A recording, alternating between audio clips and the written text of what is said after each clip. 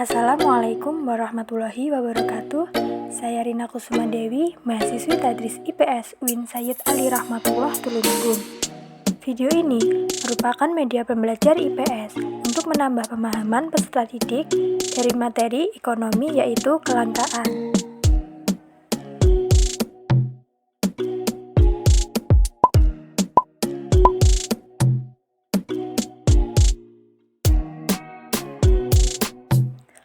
Sebelum membahas kelangkaan, perlu diketahui bahwa Indonesia merupakan negara maritim, yaitu negara yang memiliki perairan yang luas. Luas lautan Indonesia mencapai sekitar 3.257.483 km persegi. Sedangkan luas daratan Indonesia mencapai sekitar 1.922.570 km persegi. Lautan Indonesia lebih luas, hampir 1/3 dari negara Indonesia adalah lautan.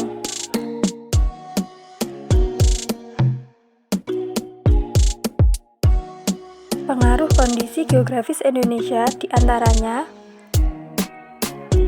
perekonomian masyarakat, sosial masyarakat, budaya masyarakat, dan transportasi masyarakat. Dalam video ini, kita fokus membahas pada perekonomian masyarakat. Lalu, apa saja yang termasuk kegiatan ekonomi?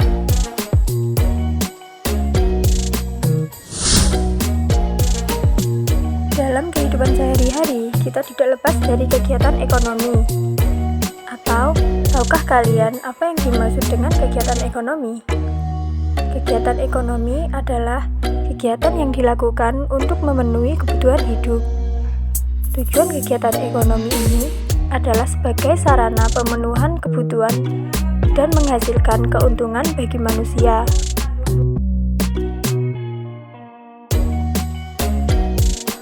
Manusia mengenal kegiatan ekonomi sebagai berikut.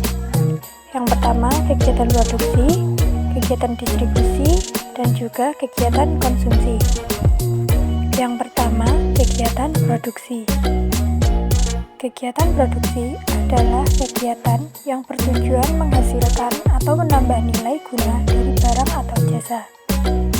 Tujuan dari kegiatan produksi adalah menghasilkan barang ataupun jasa yang dapat memenuhi kebutuhan hidup. Contoh dari kegiatan produksi adalah menjahit. Yang menjahit kain untuk dijadikan baju siap pakai. Kain ini merupakan bahan setengah jadi yang terbuat dari kapas.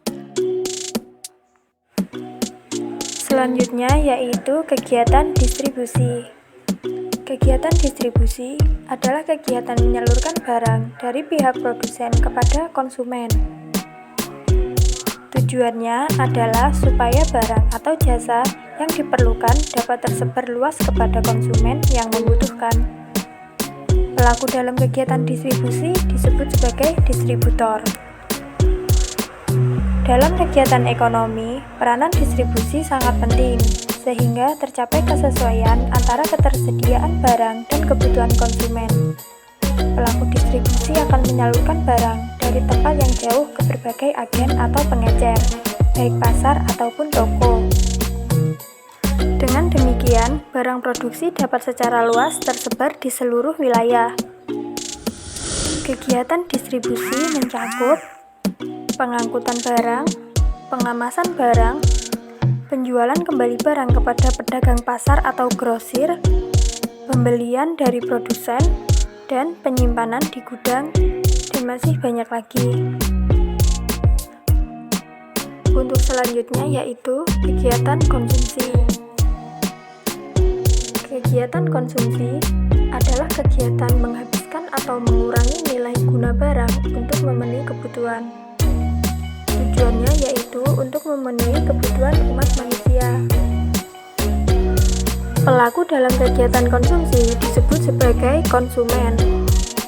Contohnya, penggunaan listrik sebagai sumber daya untuk penerangan rumah di malam hari, pemenuhan kebutuhan pangan dan pakaian, dan lain sebagainya.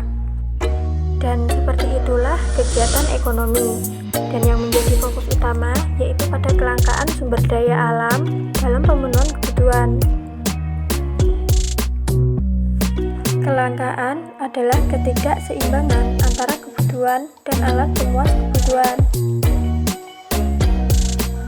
Kelangkaan sumber daya dibanding dengan kebutuhan manusia akan menyebabkan tidak terpenuhinya sebagian atau seluruh kebutuhan untuk hidup.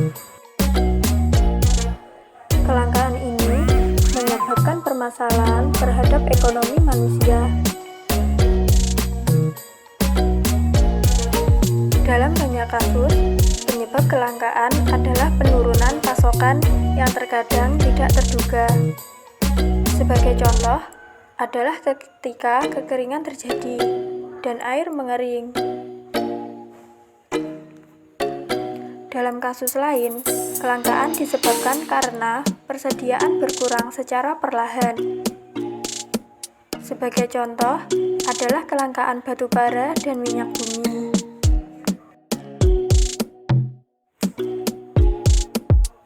Dalam situasi lain, kelangkaan dapat disebabkan karena permintaan meningkat secara drastis, sedangkan pasokan tidak dapat mengimbangi dengan cepat.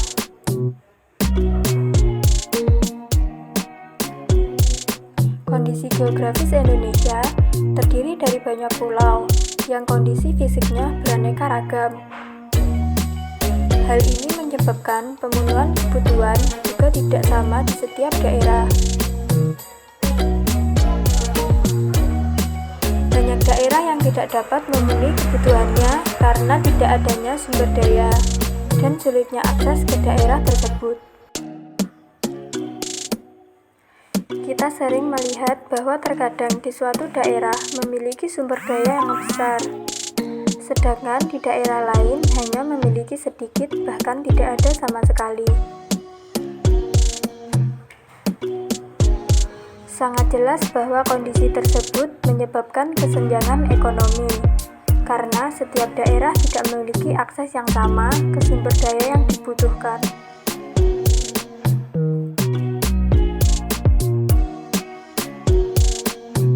Berdasarkan uraian tadi, kita dapat membagi penyebab kelangkaan tersebut ke dalam 3 jenis utama, yaitu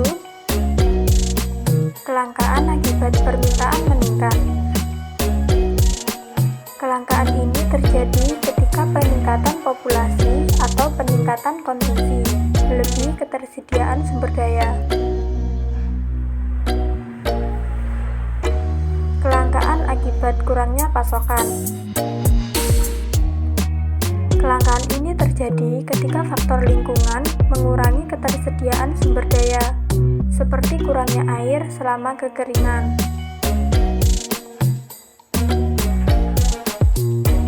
Kelangkaan akibat akses yang tidak merata ke sumber daya. Sebagai contoh, adalah kondisi fisik yang berbeda pada setiap pulau di Indonesia. Hal ini menyebabkan tidak meratanya akses daerah ke sumber daya yang dibutuhkan.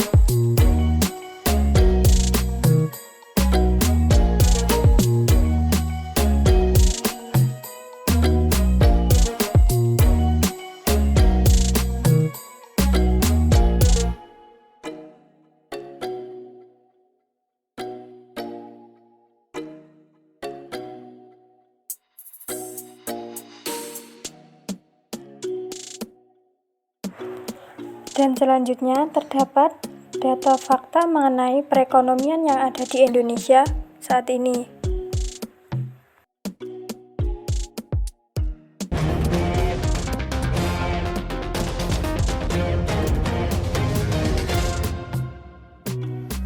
Sejumlah lembaga dunia memprediksi pertumbuhan ekonomi Indonesia akan sulit mencapai target yang ditetapkan pemerintah. Kepemimpinan Presiden Joko Widodo di periode keduanya ini berjalan di tengah ketidakpastian perekonomian global. Bagaimana proyeksi pertumbuhan ekonomi Indonesia tahun depan? Center of Reform on Economics Core Indonesia dalam Economic Outlook Indonesia in 2020 memproyeksikan pertumbuhan ekonomi Indonesia hanya di kisaran 4,9 sampai 5,1%. Angka ini lebih rendah dari target pemerintah dalam APBN 2020 yang sebesar 5,3%. Pertumbuhan ekonomi Indonesia menurut Core Indonesia amat dipengaruhi 3 faktor, yaitu pertumbuhan ekonomi global, pemilu Amerika Serikat, dan harga minyak dunia. Core memproyeksikan pertumbuhan ekonomi domestik hanya di kisaran 4,9 sampai 5,1% karena akan dipengaruhi kondisi global yang masih tertekan. Belum lagi kebijakan pemerintah tahun depan seperti pemangkasan subsidi listrik dan kenaikan iuran BPJS Kesehatan berpotensi menggerus daya beli masyarakat. Hal ini dapat menahan pertumbuhan konsumsi rumah tangga yang menjadi penopang utama pertumbuhan ekonomi. Ada 2 skenario yang dipaparkan Core. Skenario pertama, pertumbuhan ekonomi global meningkat, tetapi tertahan perlambatan pertumbuhan ekonomi Amerika dan Tiongkok. Core memproyeksikan kondisi global akan membaik jika Presiden Donald Trump tidak terpilih lagi di pemilu Amerika. Perang dagang berhenti dan harga minyak melemah karena bertambahnya suplai dunia. Skenario kedua, adanya eskalasi perang dagang yang menyebabkan ekonomi global melemah. Jika Trump terpilih kembali, perang dagang bisa berlanjut sehingga berdampak pada perlambatan ekonomi. Kemudian naiknya harga minyak dunia dipicu faktor geopolitik Timur Tengah. Lembaga Penyelidikan Ekonomi dan Masyarakat LPEM Universitas Indonesia juga memperkirakan pertumbuhan ekonomi Indonesia hingga 2020 akan berada dalam tekanan perlambatan ekonomi Amerika dan ancaman resesi global. Kepala Kajian Makro LPEM UI Febrio Kacaribo menyebutkan hasil kajian lembaganya pertumbuhan ekonomi Indonesia pada 2020 berada di kisaran 5 sampai 5,2%. Adapun tahun ini diprediksi ekonomi Indonesia bertumbuh pada rentang 5 sampai 5,1%. Ekonomi Amerika mulai menunjukkan tanda-tanda resesi yang tercermin dari kurva imbal hasil atau yield obligasi pemerintah Amerika yang mengalami kondisi terbalik. Kondisi ini terjadi ketika obligasi bertenor panjang memiliki yield yang lebih rendah dibandingkan obligasi bertenor pendek. Menurut Kepala Kajian Makro LPEM UI Febrio Kacaribo, dampak dari inverted yield curve ke negara berkembang umumnya terjadi setelah 12 bulan. Artinya dampak dari krisis di Amerika terhadap negara berkembang bisa terjadi pada pertengahan 2020. Dan diprediksi perlambatan ekonomi di Amerika Serikat akan berdampak ke Indonesia pada 2021. Pertumbuhan ekonomi Indonesia pada 2020 akan tertolong oleh dampak dari penurunan suku bunga acuan yang saat ini ada di kisaran 5%. Febrio memperkirakan BI masih akan menurunkan bunga acuannya pada awal 2020. Jika ini terjadi, suku bunga kredit akan menurun sehingga konsumsi ikut terkerek. Di tengah pelemahan global, tidak mungkin mengandalkan perdagangan. Maka studi LPEM menunjukkan investasi harus kembali tumbuh 6% mulai tahun depan agar pertumbuhan ekonomi bisa beranjak dari 5,2%. Dan kemudian pemerintah juga harus melakukan reformasi struktural untuk memperbaiki tingkat kemudahan berbisnis atau ease of doing business. Caranya yaitu antara lain melonggarkan daftar negatif investasi, memperbaiki iklim usaha, dan memperbaiki undang-undang tenaga kerja. Dalam laporan Bank Dunia, Ease of Doing Business 2020 Indonesia ada di peringkat 73 dari 190 negara. Dari sisi fiskal, perlu stimulus belanja sosial yang dinilai efektif untuk mendorong belanja pada masyarakat kelompok bawah. Sebelumnya, Bank Dunia memangkas proyeksi pertumbuhan ekonomi Indonesia dari 5,1% menjadi 5% pada tahun ini, dan tahun depan dari 5,2% menjadi 5,1%. Hal ini seiring dengan kondisi global yang kian tak pasti. Bank Dunia memperkirakan pertumbuhan ekonomi Indonesia masih akan ditopang oleh konsumsi swasta. Pada 2019, Bank Dunia memproyeksikan konsumsi swasta akan tumbuh 5,2%, tetapi menurun menjadi 5,1% pada tahun depan. Sementara konsumsi pemerintah diperkirakan mencapai 5,1% pada tahun ini dan 5,3% tahun depan. Pertumbuhan ekonomi menjadi salah satu target yang sulit dicapai pemerintahan Presiden Joko Widodo selama periode pertama. Dalam janji kampanye yang dituangkan dalam Rencana Pembangunan Jangka Menengah Nasional RPJMN 2015-2019, Jokowi menargetkan pertumbuhan ekonomi Indonesia dapat mencapai 8% pada 2019. Dana Moneter Internasional juga memprediksi pada 2020 ekonomi Indonesia hanya tumbuh 5,1%. Adapun Asian Development Bank memproyeksikan sedikit lebih rendah dari target, yaitu 5,2%.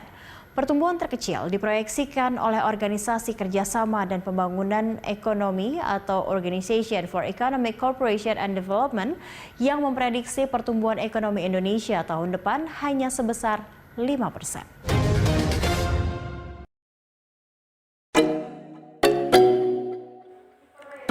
Mungkin cukup sekian video media pembelajaran ini. Semoga bermanfaat dan menambah pemahaman kalian semua. Mohon maaf apabila terdapat kesalahan, baik sengaja maupun tidak sengaja. Dan untuk evaluasi, bisa teman-teman lihat dalam description box pada video ini. Terima kasih. Wassalamualaikum warahmatullahi wabarakatuh.